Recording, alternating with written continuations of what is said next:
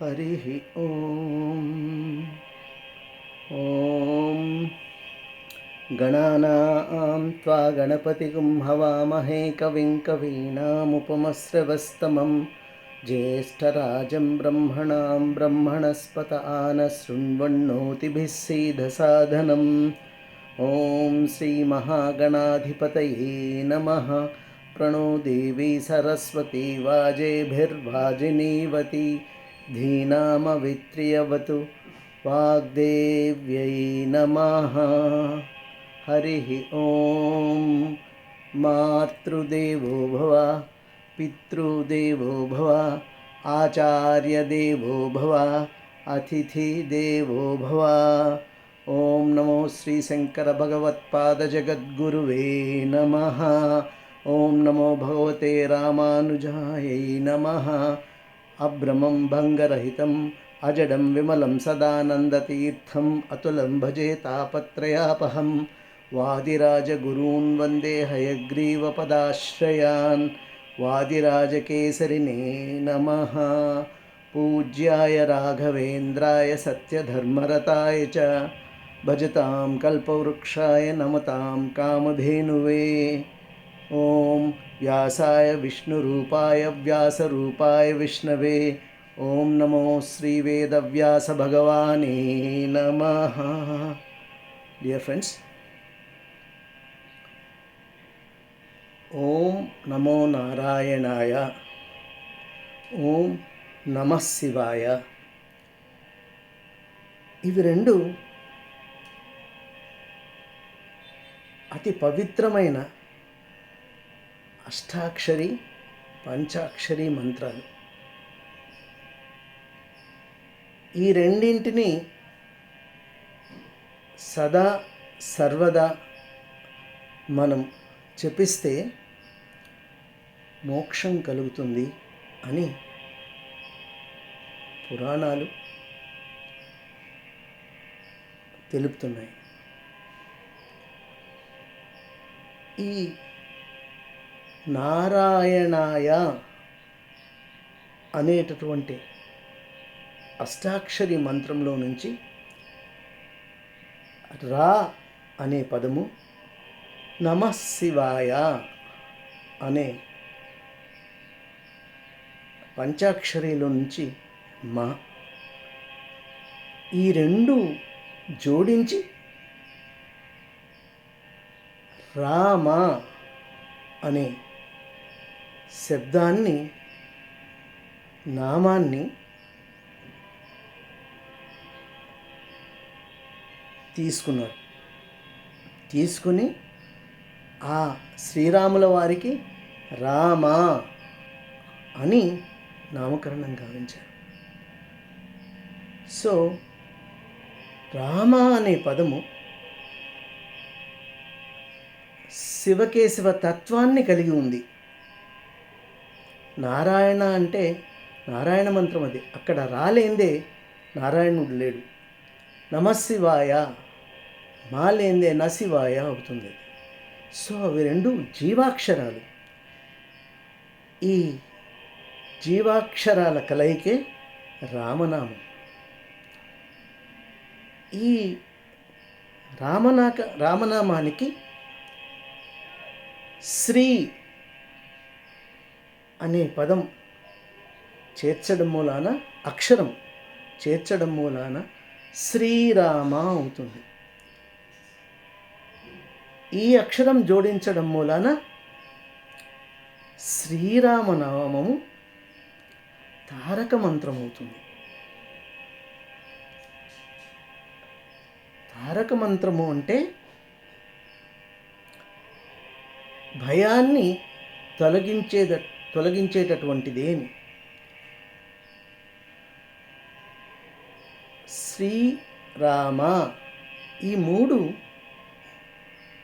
ఒకటి శక్తి బీజము, ఒకటి అగ్ని బీజము, ఒకటి అమృత బీజము. శ్రీరామ అనడం మూలాన మనకు సర్వశక్తులు లభించడమే కాకుండా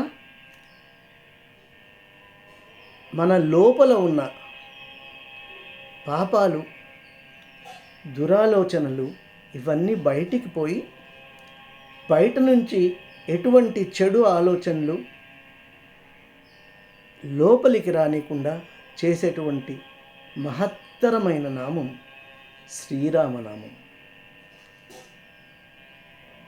సో రామ అనే పదానికి మించిన మంత్రం లేదు.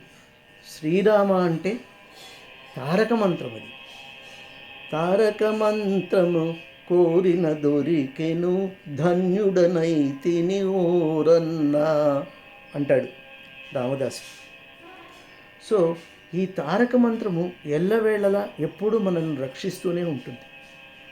తర్వాత మననాత్ త్రాయతే ఇది మంత్ర అంటారు.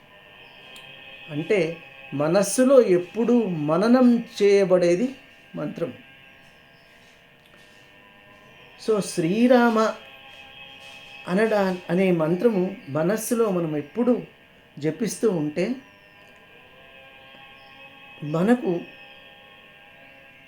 మనల్ని ఆ రాముడే రక్షిస్తాడు. ఎల్లవేళలా మనల్ని రక్షిస్తూ ఉంటాడు ఆయన. సో రామనామోపాసన చేయడం మూలాన అది ఎంతో మన అభ్యున్నతికి తోడ్పడుతుంది అని చెప్పడంలో ఏమాత్రం సందేహం లేదు. ఇంకొకటి, రామాయణము it is nothing but a story of relationships. It reveals how a man should live like. It depicts Rama as the ideal hero, and how ideal, how responsible, how sensible a human being should be. It is taught by Ramayana. Valmiki రామాయణంలో గొప్పతనం ఏంటంటే రాముడు ఎక్కడ దేవుడిగా చిత్రీకరింపబడలేదు. రాముణ్ణి సాధారణ మనిషిగానే చూపించినారు వాల్మీకి వారు. అదే తులసీదాస్ రామచరితమానస్కు వచ్చేటప్పటికి అక్కడ రాముడు is not an ordinary man. రాముణ్ణి సాధారణంగా చూపించబడలేదు రామచరితమానస్లో. రాముడు సూపర్ మ్యాన్ అక్కడ. అంటే రాముణ్ణి దైవాంశ సంభూతుడిగా అన్నీ తెలిసిన నారాయణ స్వరూపంగానే తులసీదాస్ చిత్రీకరిస్తాడు. సో అది దాన్ని దృక్పథము అంటారు పెద్దలు. వాల్మీకి రామాయణానికి వస్తే వాల్మీకి రామాయణంలో రాముడు సాధారణ నరమాతృడిగానే చిత్రీకరింపబడినాడు. అక్కడ గొప్పతనం ఏమంటే తండ్రి ఆజ్ఞ. సరే, తండ్రి మాట ఇచ్చినాడు,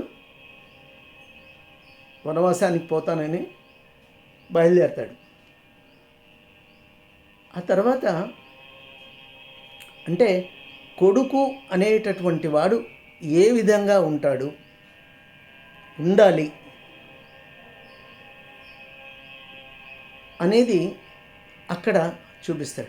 తర్వాత తమ్ముడు లక్ష్మణుడు అన్నగారిని ఏ విధంగా అనుసరించాలి, అగ్రజుడంటే ఎటువంటి గౌరవ మర్యాదలు ఉండాలి అనే దానికి లక్ష్మణుడు ఎగ్జాంపుల్. భరతుడు మహాభక్తుడు రాముల వారికి. ఆయనకు తెలియని వృత్తాంతం ఇదంతా. ఆయన వనవాసము, వాళ్ళ అమ్మకి ఇచ్చిన వరాలు ఇవన్నీ ఆయనకు తెలియకుండా జరుగుతాయి. సో ఆయన ఒప్పుకోడు రాజ్యాభిషేకానికి. అంటే తిరిగి రాముడు వచ్చి రాజ్యాన్ని స్వీకరించేంత వరకు ఆయన రాముల వారి ప్రతినిధిగానే ఉంటాడు. అంత గొప్ప భక్తుడు ఆయన. శత్రుఘ్నుడు చిన్నవాడు. యూజువల్గా మనం చిన్నవాళ్లకు we also see in our families or in our tradition they have a less values, less voice. అన్నగారులు చెప్పింది వినడం తప్ప, ఆచరించడం తప్ప ఇంకొక ప్రత్యామ్నాయాన్ని గురించి ఆలోచించడు. ఇది రామాయణంలో గొప్పతనం. అంటే బాంధవ్యాలు, బంధుత్వాలు ఏ విధంగా ఉండాలి, కుటుంబం అంటే ఏ విధంగా ఉండాలి, అండ్ రెస్పాన్సిబిలిటీ.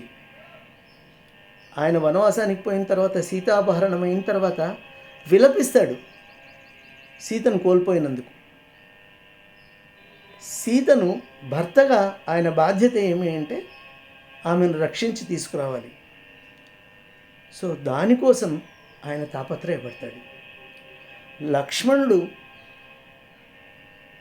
శక్తిఘాతంతో మూర్ఛపోయినప్పుడు దుఃఖపడతాడు, ఏడుస్తాడు ఆయన. సో ఆ బంధుత్వము, బాంధవ్యము, బంధము, వీటన్నిటికీ ప్రతీక రామాయణం. ఏది చేయాలో, ఎట్లా ఉండాలో చెప్పేది రామాయణం. ఏది చెయ్యకూడదో, ఎట్లు ఉండకూడదో చెప్పేది భారతం. ఏది వినాలో, ఏది ఆచరించాలో తెలిపేది భాగవతం. ఏది వినాలా అని తెలిపేది భగవద్గీత. సో ఈ 4 గ్రంథాలు మహోత్కృష్టమైనవి. దానిలో రామాయణం ముఖ్యంగా. రామాయణాన్నంతా పోతన ఒక పద్యంలో చెప్పేసేస్తాడు. తాటక మర్దించి తపసి జన్నము గాచి హరివిల్లు విరిచి ధైర్యమున మెరసి విరాధ కపందో ఖరదూషణాది రాక్షసులందునిమి వానర విపునేలి వాలింగూలంగ చేసి జలరాశి గర్వంబు జక్క చేసి సేతువు బంధించి సేరి రావణ కుంభకర్ణాది వీరులను గడిమిందుంచి అలా విభీషణు లంకకు నదుపు చేసి సాకేతపురమునందు సర్వ సౌఖ్యములు గైకున్న శ్రీరామ విభుండు అని చెప్తాడు ఆయన. అంతా ఒక పద్యమే. సో ఆయన చేయాల్సిన కార్యాలన్నీ చేస్తాడు. శ్రీరామ విభుండు వరుస నన్ను బ్రోచుచుండ ప్రవాసగతులా అంటాడు. అంటే ఎల్లప్పుడూ నన్ను రక్షిస్తూ ఉంటాడు రాముడు అని.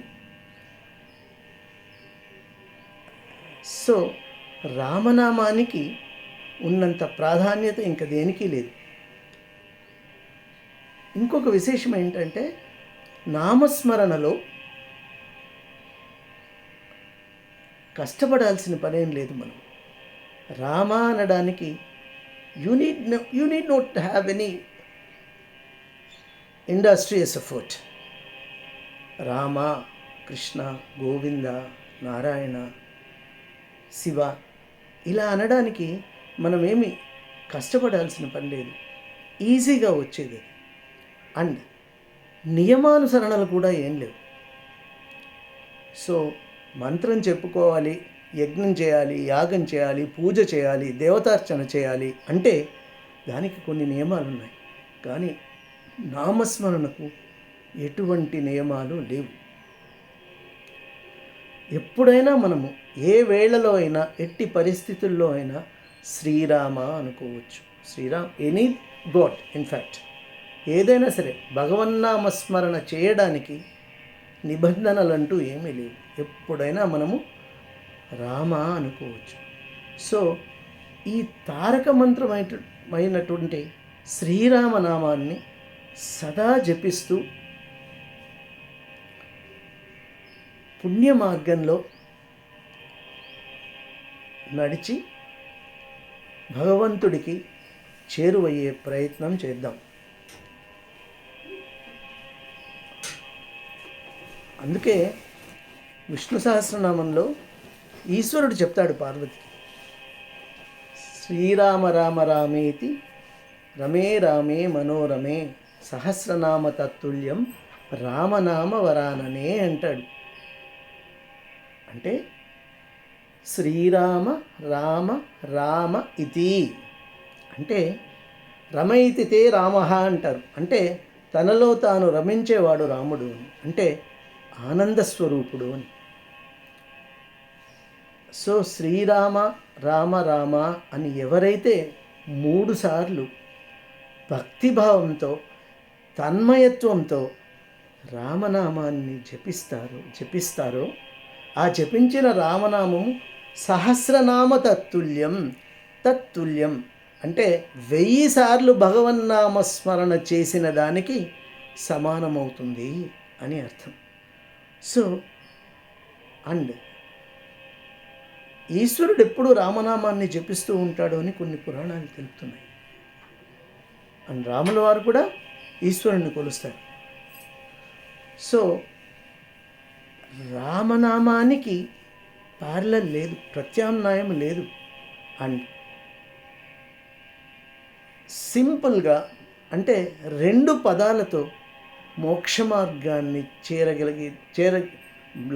ప్రాప్తింపజేసేటటువంటి మహత్తు రామనామానికి ఉంది. సో రామ అనే 2 పదాలు మనల్ని సర్వ పాపాల నుంచి ముక్తి గావించి మోక్షం లభించేటటువంటిగా చేసే మోక్ష సాధనం. సో రామనామాన్ని సదా జపించండి. మనస్సులో రామ శ్రీరామ శ్రీరామ శ్రీరామ అనుకోవడం మూలాన మనకు పాపచింతనలు తొలగి మనము పుణ్యకర్మలు చేసిన వాళ్ళు అవుతాం.